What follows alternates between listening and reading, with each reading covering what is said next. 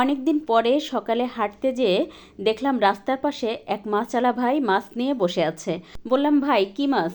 উনি বলল, আপা চান্দা মাছ খুবই কমে বিক্রি করছি, কেজি মাত্র 200 টাকা। তো আমি আধা কেজি চান্দা মাছ কিনে নিয়ে আসছি। আর বাসায় আসার সময় হাঁটতে হাঁটতে আব্বার কথা অনেক মনে হচ্ছিল। আমার আব্বা ছোট মাছ খেতে অনেক পছন্দ করতেন। উনি বড় মাছের পাশাপাশি অনেক ছোট মাছ কিনতেন। বিশেষ করে এই বর্ষার সময়ে অনেক সময় অফিস থেকে আসার পথে ছোট মাছ কিনে নিয়ে আসতেন। আর বিকালবেলা আম্মা অনেক সময় বিরক্ত হয়ে যেত, কিন্তু আমিও আমার আব্বার মতো ছোট মাছ খেতে অনেক পছন্দ করি।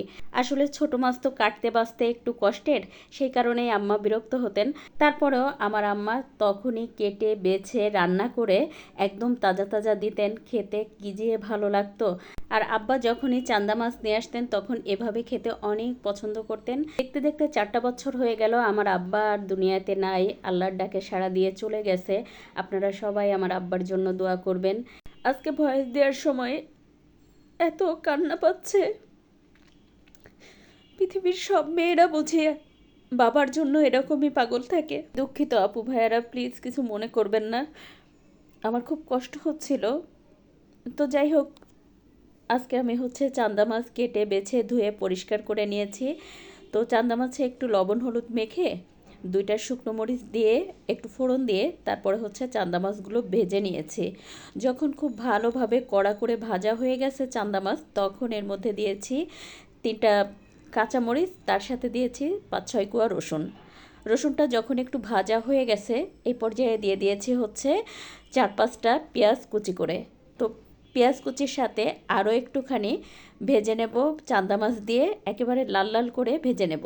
এই ভর্তাটা করার সময় আগে চান্দা মাছ লবণ হলুদ দিয়ে মেখে তেলে খুব সুন্দর করে কড়া করে লাল লাল করে ভেজে নিয়ে তারপর কাঁচামরিচ পেঁয়াজ রসুন এগুলো দিয়ে তারপর আরও একটু ভেজে নেবেন, একদম এরকম আমি যেভাবে লাল লাল করে ভেজে নিয়েছি। তারপর একটা পাত্রে নামিয়ে ঠান্ডা করে নেব। তো যখন এটা ঠান্ডা হয়ে যাবে, এবার একটা ব্লেন্ডার জারে দিয়ে দিব। আর ব্লেন্ডার জারে যখন আপনি ব্লেন্ড করবেন, কোনোভাবেই কিন্তু গরম অবস্থায় দিবেন না, এতে করে কিন্তু মটরটা নষ্ট হয়ে যায়।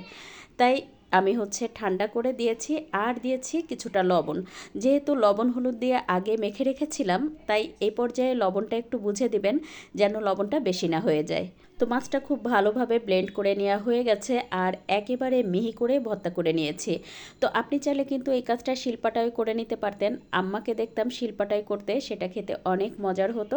তো আমি আজকে যেন সব আপুরা পারেন সেই জন্য ব্লেন্ডার জারে করে নিলাম। আসলে শিলপাটায় ভর্তা করার সাথে তো অন্য কোনো কিছুরই তুলনা হয় না। আর এই ভর্তাটা কিন্তু অবশ্যই মিহি করে বেটে নেবেন, যেন একদম কোনো কাটা না থাকে। আর এটা খেতে যে কি পরিমাণ টেস্ট হয়, গরম ধোয়া ওঠা ভাতের সাথে একটু মেখে নিয়ে খেলে আপনি বুঝতে পারবেন এই চান্দা মাছ ভর্তাটা কতটা মজার হতে পারে। তো ভিডিও ভালো লাগলে প্লিজ একটু শেয়ার করে দিবেন। আজ এ পর্যন্ত, সবাই ভালো থাকবেন, আল্লাহ হাফেজ।